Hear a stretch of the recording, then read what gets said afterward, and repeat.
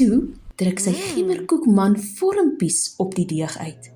Sy plaas dit in die oond.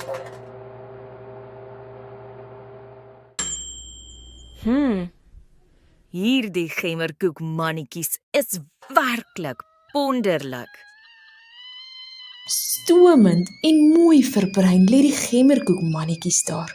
Maar o wee, toe gebeur iets vreemds. Ek is die gemmerbroodman, probeer maar so al wat ek kan, maar vir my gaan jy nie vang.